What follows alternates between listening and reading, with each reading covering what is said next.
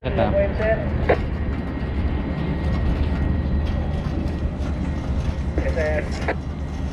Ito.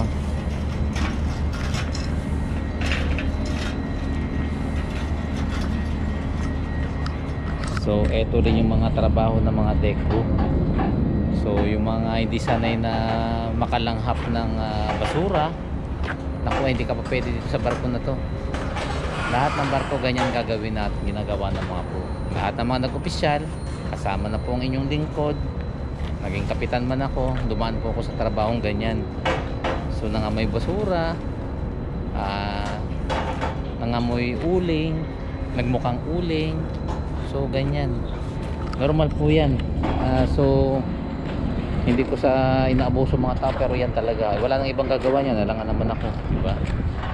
So, yan. May lisensya na ba isa sa inyo? Wala. Wala. Ito, first time ka, no? First time, sir. Oh, first time mo, kita mo.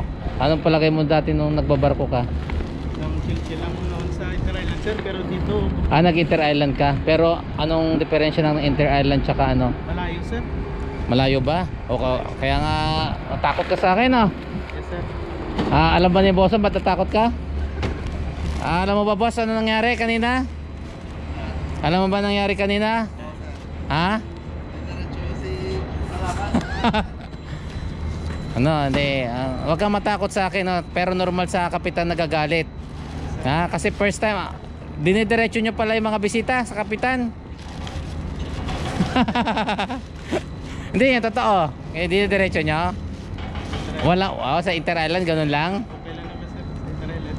Oo nga, no? Nakakatuwa eh.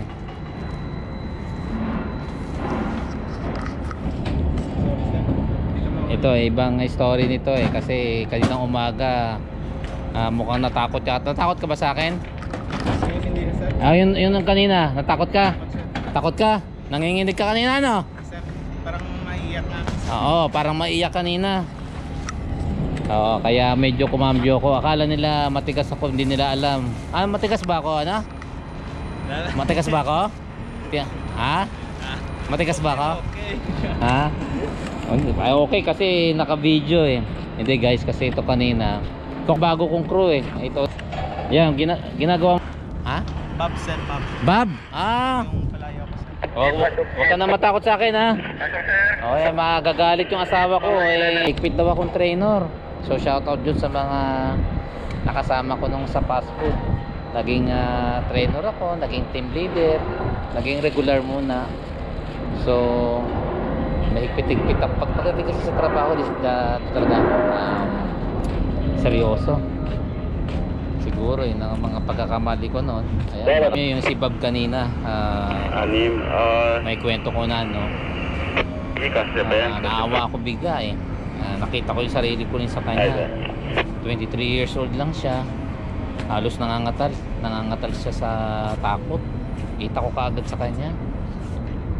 Biglang yung init ng ulo ko medyo lumambot. Kasi kanina may dumating na mga bisita, MSA sa Marpol yun inspector.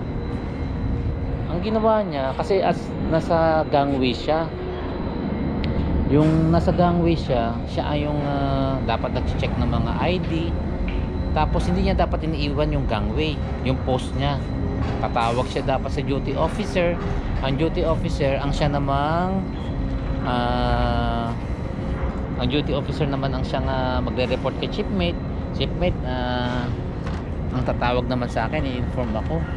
Ang nangyari, yun nga,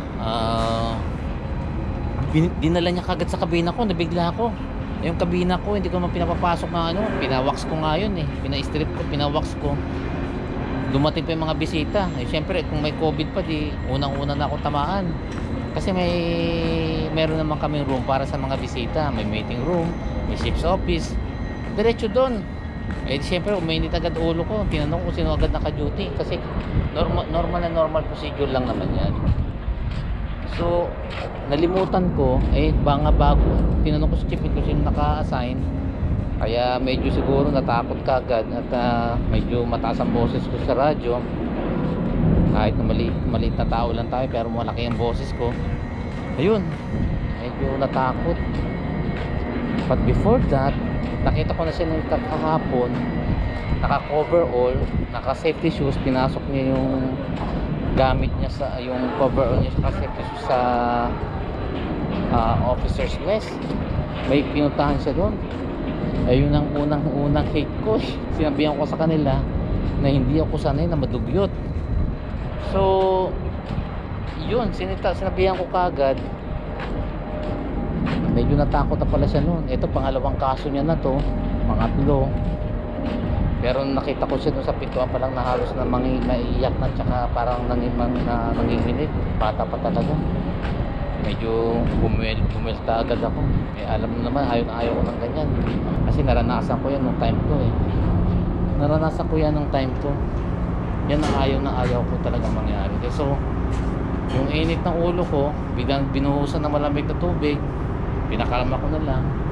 Sabi ko, kumain ka maayos, huwag mo muna ako isipin, mag-uusap na lang tayo minsan, tuturuan kita. Ngayon nalaman ko na first time niya talaga sa overseas. Inter-island siya dati, so malaki naman talaga ang kaibahan. Narinig naman sa kanya, iba ang tinatrabaho nila doon eh, dito sa abroad. So yun, alalayan ko na lang, may tuturuan. Pero mas maganda naman yan, mabait yung bata, mabait yung tao, at decidido naman magtrabaho. Tuturuan natin yan. Nakikita nyo after ng contract ko, malaki na ang improvement niya. Nagkamali nga ako doon siguro, nag-expect agad ako, pero kasi ang hindi mo maialis sa kapitan yun eh, ang magpe-penalty ako doon eh. At pag nagbayad ako, siyempre ipapaalam ko sa opisina yan, masisira din siya. Yun ang kinakalungkot naming mga kapitan. Akala lang nila makagalit na kami, hindi eh. Kasi ang nakakadismaya, hindi namin sila maprotektahan. Siyempre pag natanong ko sila bakit sino yung naka-duty sa Gangway, sasabihin ko tuloy sila, di ba? Parang hindi, paano ko sila mapoprotektahan ng ganun? Hindi naman pwedeng hindi ko sasabihin. Pwede naman hindi nga naman sabihin sa opisina, ako naman na magmumulta. Eh kung mga $2,000, $3,000 na yan, alam nga naman sabutin ko yan, ano? So yun nga, kaya uminit ang ulo ko. Sa awa naman ng Diyos, hindi naman nasita, walang nakasita. Pero kung ito talagang yung PSA inspector, sabi ko, disgrasya na ako. Siyempre hindi ko rin naman kung ganyan na makikilala ko yung tao na mabait naman, tsaka wala akong magagawa niya kundi pakiusapan at katakot-takot na sorry ang gagawin ko sa opisina niya. Pero sa awa ng Diyos, hindi nga na ngayon ang nangyari. Yun ang istorya namin ni Bob. So at least nakilala nyo si Bob, mabait na bata. Tatanungin ko pag binata para sa mga available dyan, ibibigay ko yung number niya. So guys, hanggang dito na lang muna, at papasok na rin ako. Saka marami na naman ako mensahe sigurado doon. Sige, till next time. So tulad ng dati po, pa-like and share na lang sa kwentuhan natin. Although saglit lang to, haba-haba na nga actually, pero okay lang.